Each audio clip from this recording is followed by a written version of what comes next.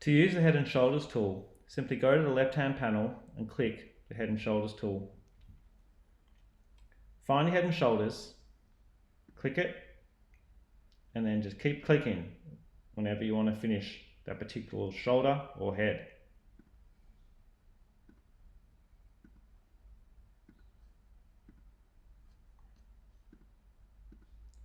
To edit it, simply click it, highlight it, and go up to the settings panel.